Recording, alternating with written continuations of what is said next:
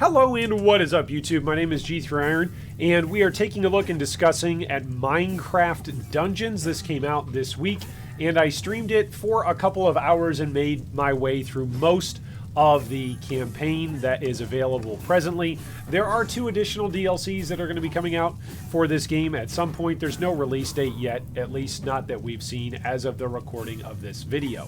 I had a great time streaming this game, but overall, this game is not necessarily going to compete with any of the big boys. It was delightful the other day to stream for 3 or 4 hours or so, just playing this game and exploring all that it has at the moment, but in a big way, it is not going to provide the level of depth, difficulty, or replayability that all of the other big names inside the genre are going to provide at this point in time. This game isn't going to compete with any action RPG veterans who are looking to scratch a crafting itch and want to play some Path of Exile or Grim Dawn. It's not going to scratch anyone's itch if they're particularly interested in top-end graphics. Let's say playing Diablo, they're still going to have the top end on that. And in terms of being new or necessarily innovative, Wolcen, Last Epoch, and Lost Ark, those are all going to be more innovative games than Minecraft Dungeons. Minecraft Dungeons really finds its niche as a beginner or as an introductory action RPG. If that's what all of the various producers and game developers who are working on this game were aiming for, then they nailed it.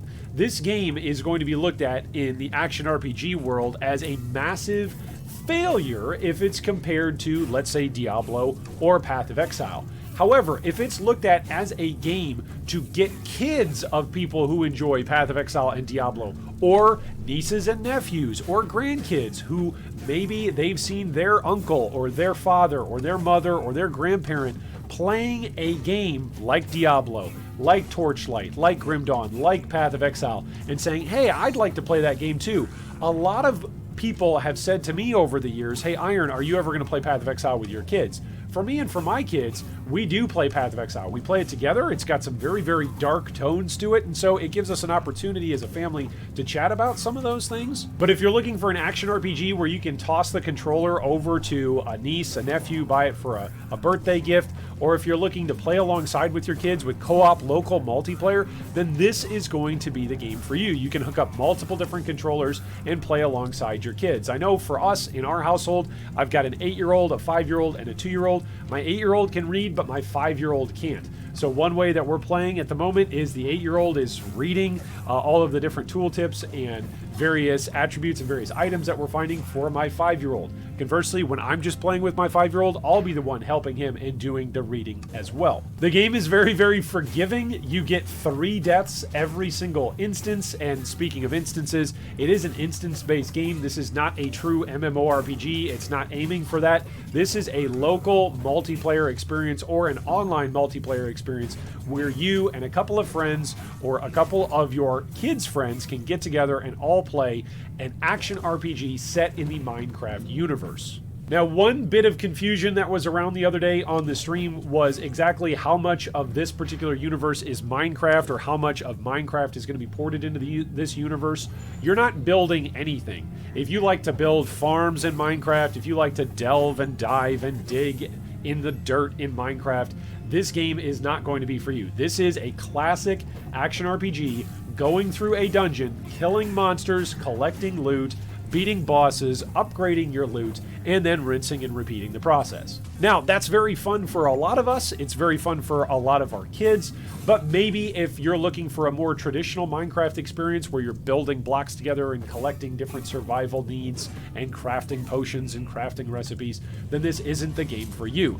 If you're looking for something that is more like the original Diablo or that's more like something like Torchlight but is even more friendly to a beginner to the action RPG series, then this game may be it. You may notice that I've been saying the beginners to the action RPG series or genre of games because this game, while it's got kind of a kid feel to it, this game would be very fun for an adult who hasn't played an action RPG. Or if you're an adult and you just want to try something different, you want to take a break from your regular action RPGs and your really intense, evil, overarching, demonic demons from hell coming to destroy the world, well, then you can jump into Minecraft Dungeons and slay some of the Illagers minions and upgrade some of your loot and have a jolly time while doing so. The story that is present inside Minecraft Dungeons is similar and pays homage to various other action RPGs in that it is virtually non-existent. There are some cutscenes in between a couple of different levels, but there aren't that many levels, and again, it's not aiming to be this massive in-depth story game. Rather, it's looking to be a hunt and loot and fight action RPG where you're picking up loot, collecting XP as you slay monsters, and as you take down bosses, you're going to have a thrill and a rush of taking down what was something that was a big monster that was difficult. Those are the things where Minecraft Dungeons excels. In terms of crafting or endgame, it's nearly non-existent. The crafting system in this game is mostly dependent upon getting levels and then putting those levels into the items that you are actually using. This means that at any point in time, you could find an upgrade, you can then salvage that old item, get back your levels that you put into that item, and re-attribute those levels into your new item, therefore giving you a powerful new upgrade. It's a pretty easy system. My 5-year-old hasn't quite gotten the hang of it over the last couple of play sessions, but my 8-year-old has. There's usually a couple of different enchantments that you can put on items, and then you've also got these special slots that you can see on the screen here. There are 3 cooldown based slots that are called artifacts. Artifacts and items are pretty much at the moment differentiated between that items give you stats and items will also allow you to enchant themselves, whereas artifacts give you a cooldown based ability and there's no enchantment for them. Now what the game lacks in depth, it actually is attractive, again, as a beginner's introduction to the action RPG genre.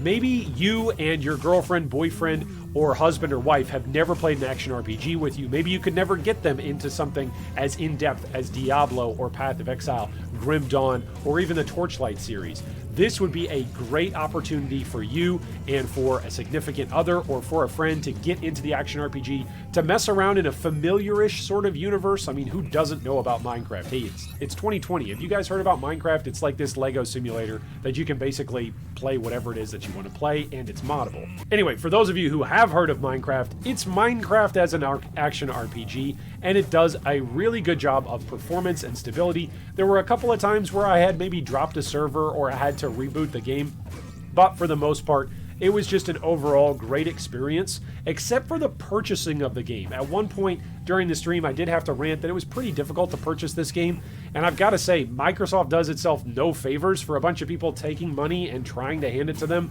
Yes, they'll accept your money pretty quickly, but you've got to make sure that you've got an associated Microsoft account in order to actually boot up the game. So if you're purchasing this as a gift, or if you're buying it for yourself or for, again, someone else who you live with or share a computer with, make sure that you actually got a Microsoft account to actually buy and then install the game, because there are definitely going to be some troubles. It's not something that you can play on Steam or on an Epic Games launcher or anything else like that. It is a Microsoft-based game. Speaking of Microsoft-based game, that means that you can play it on console. It's also very, very easy to switch between the keyboard and a console. For instance, I usually have an Xbox 360 controller plugged into my PC, and it was very, very smooth for me to transition from either using my keyboard and mouse or jumping over to the controller. It's literally just touching a button. As soon as you pick up the controller and start using the controller, it will take over your controls. As soon as you go from controller to keyboard, it will take over controls there. So that's very, very nice and very, very handy depending on who's playing or who wants to do something. For instance, if you've got a young person who's playing the game and they're having trouble with a boss or trouble with an instance, you can simply grab your controller, they can maintain their controls or be at the ready with a keyboard and a mouse, and then they can take over whenever it is that the difficult challenge or the wrong way that you walk down has been corrected. Speaking of the wrong way, you may have noticed throughout the video gameplay behind me that there are these little hexagons that you have to follow, these little yellow hexagons. Those are incredibly helpful as an in-game guide for you to actually advance through the story. Oftentimes, I get lost in a game that doesn't show me exactly where to go next. Literally, the very, very first Halo, I got lost on, like, the tutorial ship when Master Chief wakes up. Like, I'm notoriously terrible with directions in games, and unless I'm basically operating on a train on railroad tracks, I will probably get lost in an open world setting. Minecraft Dungeons always gives you a direction for where your character ought to be heading, and unfortunately, or fortunately for my offspring, they're like me, the apple doesn't fall very far from the tree, so they were very easily lost in Minecraft Dungeons during their first couple of gameplay sessions. But once they realized, hey, I need to follow that yellow hexagon, and wherever that goes, I need to go, it was pretty much smooth sailing from there as their experience. There are a couple of items that I have definitely found to be on the more broken side or just on the more better side of things. There are definitely some items that are worse. And at the moment, I'm enjoying the different builds that I and my kids are trying out. Of course, my boy just wants to look silly. My 5-year-old boy just wants to look silly. My 8-year-old girl, of course, is also intrigued by the different looks and characters that she's got. But she's a little bit more on the I want a powerful character side of things. And of course, the other day on stream, I was just looking for the OP broken combos that I could find.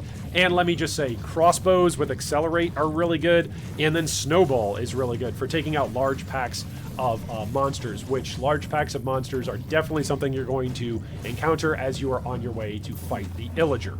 Speaking of deaths in this game are very, very forgiving. As I've mentioned earlier, you get 3 attempts per level. On the 3rd death, this game is not hardcore, so it's not as though you lose all of your progress on your character. You'll simply get reset back to the camp, and then you can reattempt that particular instance.